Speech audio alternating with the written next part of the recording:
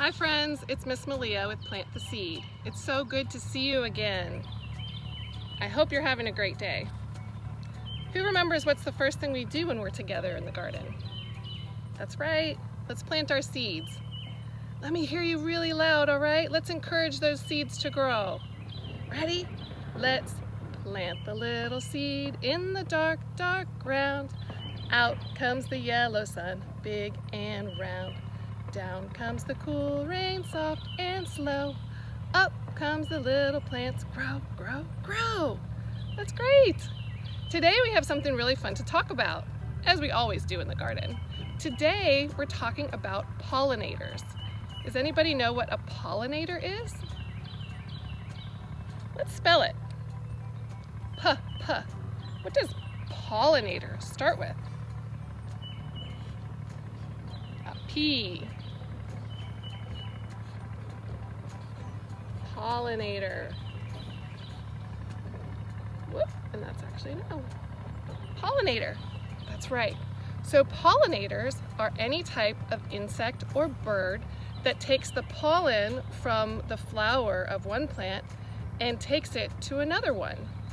And what happens then is that it fertilizes the other plant, which makes sure that more seeds can grow, which equals more plants and flowers. So our pollinators, can anyone think of a pollinator? An insect that might take pollen from one plant to another. I'll give you a hint. That's right, a bee. A bee is a very special pollinator.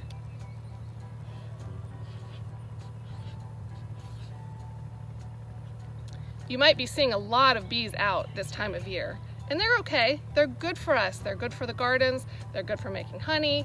So just steer clear of them and you'll keep yourself and them safe. All right, what's another type of insect that might help pollinate our plants? Any guesses? All right, it's an insect that we talked about recently in one of our lessons. Let's see. It is a butterfly. Have any of you seen butterflies recently in your yard or as you walk around the neighborhood? Butterflies. Butterfly. That's right. So what else do we know about pollinators? Here's some really good ones. Bees, butterflies. Let's see. So we definitely want them in our yards and our gardens and in our parks because we want to make more plants. We want to make sure our plants are healthy and that we can grow more of them. So friends, let's see. What do you think we could do to attract more of these pollinators in our yards, our gardens, or in our neighborhoods? What can we do to attract them? What do they like? What do they want? They want pollen, that's right. And many of them want pollen from flowers. Good examples of flowers that attract bees and butterflies are zinnias. You might have seen these around. Not yet this spring, but you'll see a lot of them this summer. They come in lots of different colors. And I bet you guys all know this one. What's this? A sunflower, that's right. And can you see the little bee? That little bee is attracted to the pollen of the sunflower. All right, so something that we can do is to plant flowers.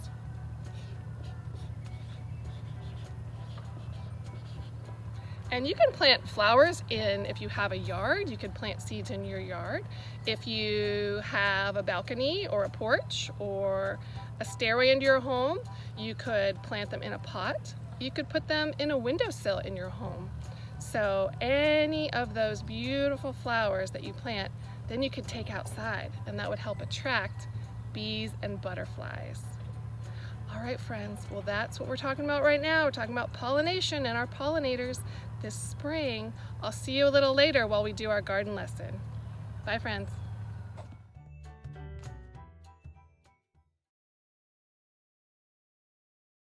Hi Hi garden friends, this is Jasmine here from Plant the Seed, and today we're going to read a book about bees called Flight of the Honeybee by Raymond Huber and illustrated by Brian Lovelock.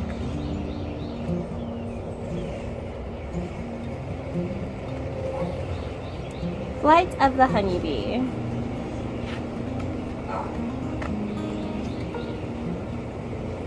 A bee, the size of a cherry pit, crawls from her hive. Her stripes glow golden in the morning sun. Scout has spent her whole life in the crowded hive. Now, it's time for her to fly out and explore the world. Time to search for flowers from which to collect pollen and nectar for food. Her sister bees are inside making honey, but will there be enough? The cold is coming, and Scout must find the last flowers of the fall. You guys see Scout? She's the small one right here.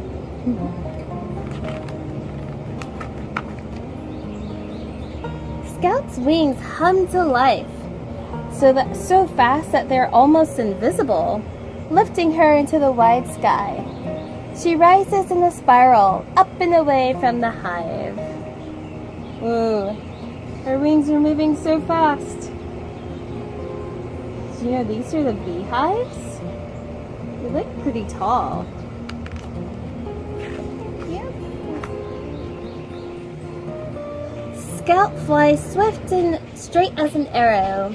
The wind buffets her, ruffling the fine hairs on her face. But she keeps on steadily and rides out the rapids. Eyes as black as polished stones are searching, seeking a splash of color below. So she's looking for a lot of flowers, a lot of different colors. And the resting smell drifts on the breeze. Scout locks into the scent. She flies over a clearing, and spread before her is a marvelous meadow. An ocean of flowers. Wow. Bees have a lot of hair on their bodies. They can sense the direction that the wind is going with their hair. They even have hair on their eyeballs. Whoa. And they can smell with their antennas. They can use their antennas as their nose. That's how they can smell flowers so well. A flash of feathers! A hungry blackbird swoops for the kill. Oh no, Scout! But Scout zips down and escapes into the trees, weaving between tangled twigs. Whoa, this blackbird sure looks hungry. Good thing Scout's fast. When the coast is clear, Scout is drawn to the sea of flowers again. She settles on a velvety petal and plunges her head into the flower. Here is sunken treasure, a cup of sweet nectar. The tip of her tongue, shaped like a small spoon, sips the syrup. Scout zigs and zags from flower to flower, spreading pollen around. The pollen clings to her fuzzy body, a sprinkle of sun powder. Did you guys know that pollen is what bees spread to each flower? And it helps each flower grow. And it also helps make new flowers. Scout has finished drinking, and she must tell her sister bees about this field of blue. But a thundercloud cloaks the sun. All at once, the cloud bursts. Rain batters Scout to the ground. She crawls under a leaf as hailstone bombs explode around her. That's a bad storm. Storms can be very dangerous for bees. Now the downpour passes, and Scout picks up the scent of her hive and follows it. Outside the hive, there's a squad of guard bees. A yellow-jacketed enemy is attacking. Oh, whoa. Scout knows that twitchy way of flying. It's a wasp! The wasp grabs Scout as she glides in to land. It raises its stinger, but the guards move in, wrestling the wasp with their legs. Whoa. So Scout has another close encounter. Look at the wasp grabbing her. Good thing she has guard friends around to keep them away.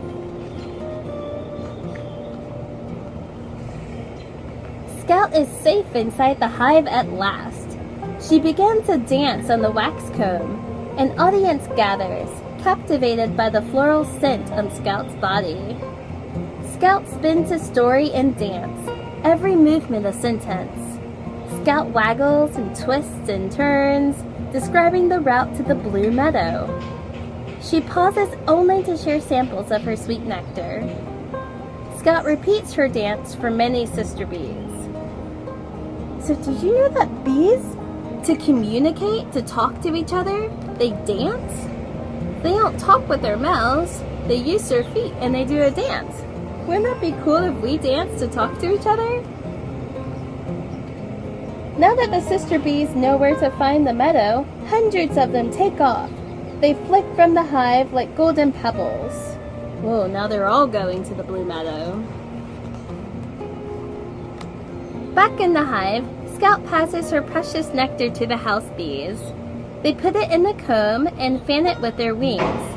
The nectar will be transformed into liquid gold, honey for the bees to eat.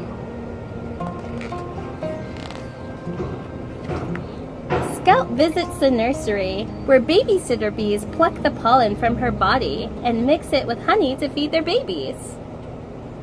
And nearby sits the queen, long and lustrous. She is mother of all bees, laying eggs that look like tiny grains of rice. Can you point out the mother bee? The queen bee?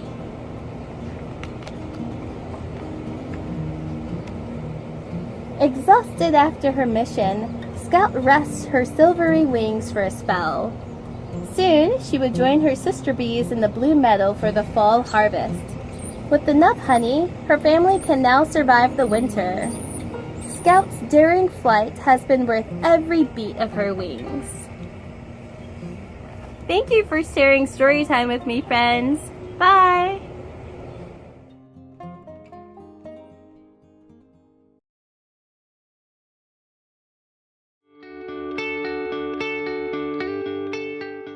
Hi friends, it's Miss Lily here.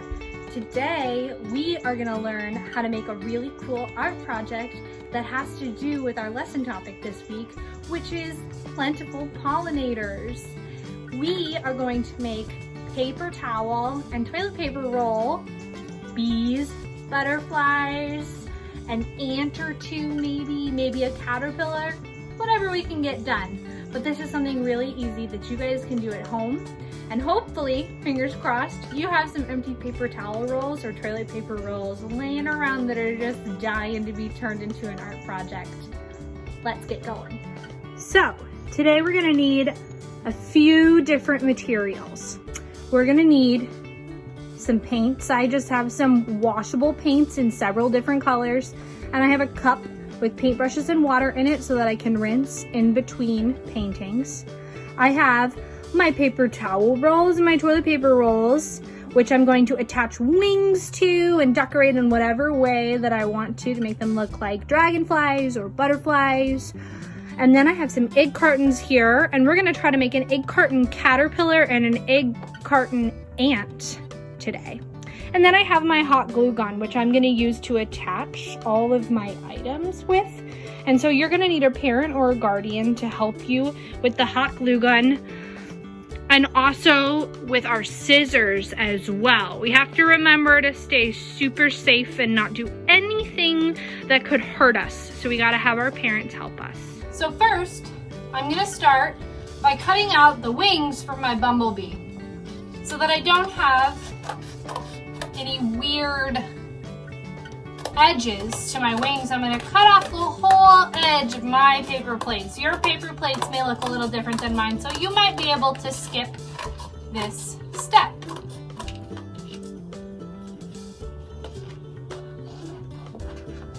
So I'm gonna go into my paper plate and cut out kind of a big round circle that then comes to a point and almost looks like a droplet of rain.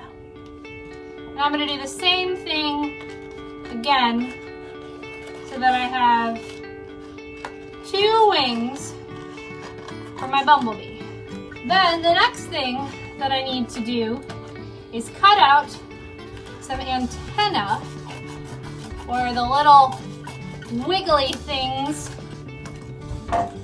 on the head of a bumblebee. So I'm just gonna cut out 2 long strips. So now that I have all the pieces to attach on to my bumblebee, I'm gonna go ahead and take my glue gun and glue I want to glue the part of my paper plate that has color on it down to my paper towel roll. And then I'm going to take the other wing and do the same exact thing. Get stuck on there. Be careful not to burn yourself with the hot glue because it can get really, really hot. But if you're using another type of glue, then you may have to wait for it to dry a little longer. The benefit of hot glue is that it doesn't take very long to dry. All right, and now I'm gonna attach my antennas onto the inside of my paper towel roll so that you can't see the edge.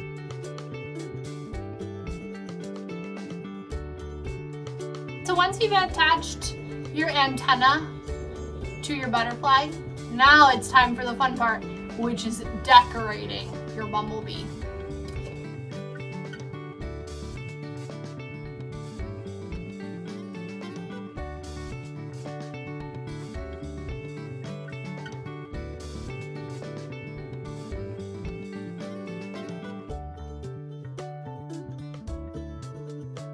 And there you have it, friends.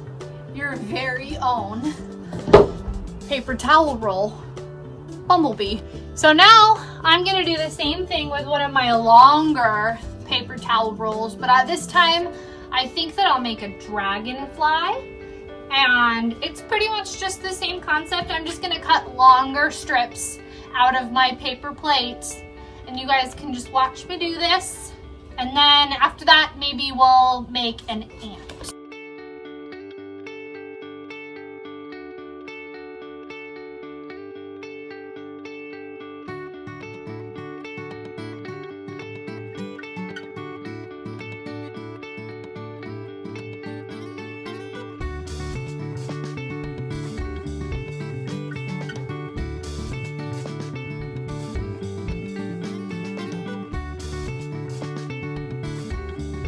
And there you have it, folks.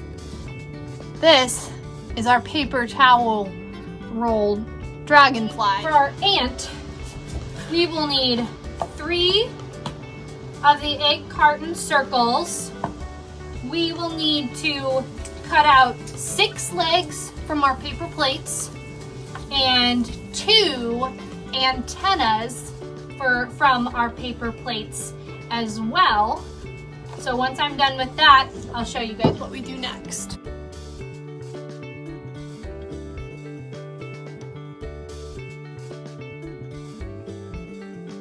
Once I have all of my egg carton circles cut out, my 2 antennae and my 6 legs, we're ready to make our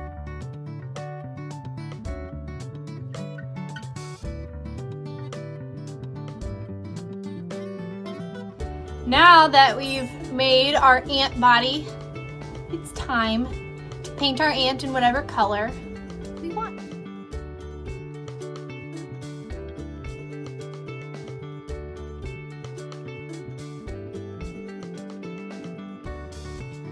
And there you have it, folks, our finished ant. I decided to make his body black and his little legs and antennas pink because, you know, all right, so now it's time for you to take your new friends outside, maybe, and have them fly around. Maybe they'll meet a real dragonfly, a real bumblebee, or a real ant when you take them outside. See you, friends. Bye.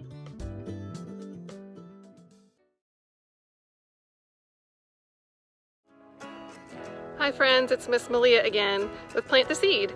And for our pollinator lesson, so far we've learned that pollinators are insects or birds that move pollen from one plant to another. And they do that so that they can fertilize the plants to create more seeds, to create more flowers and more plants. So we are grateful and thankful for our pollinators. And remember that our pollinators are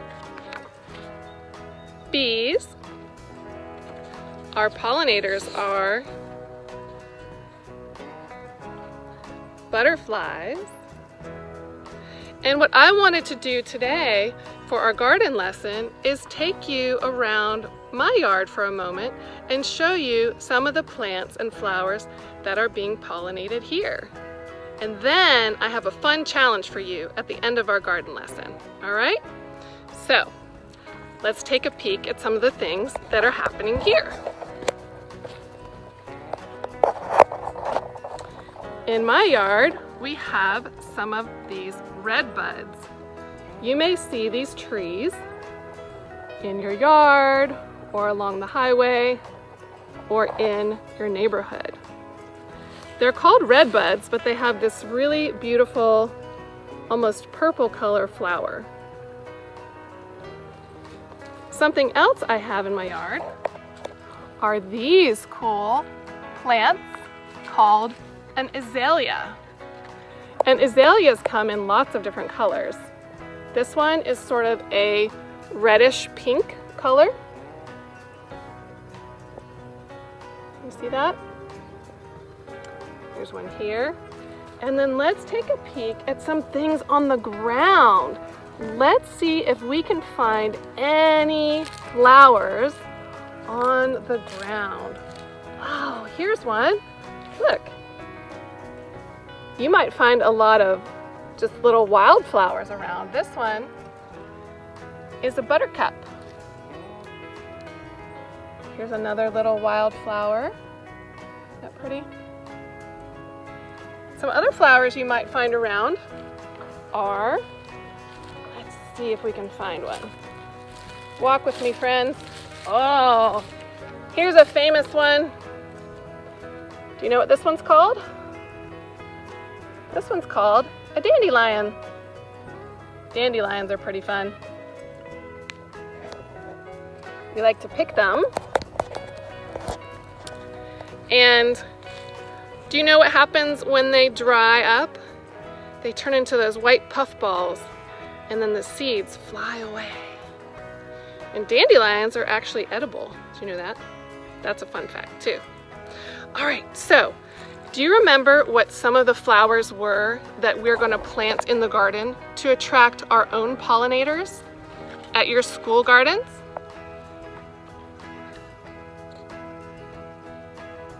Zinnia, that's one.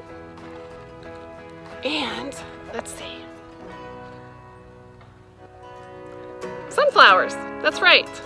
So the Plant the Seed folks are going to be busy working to plant lots of flowers that will come up this summer, and they will attract lots of pollinators, bees and butterflies, to our garden to help produce more plants. So here's your fun challenge for today. All right, friends, so I would love for you to go, as long as it's okay with your folks or your family, go for a little walk in your yard or in your neighborhood if that's safe to do right now.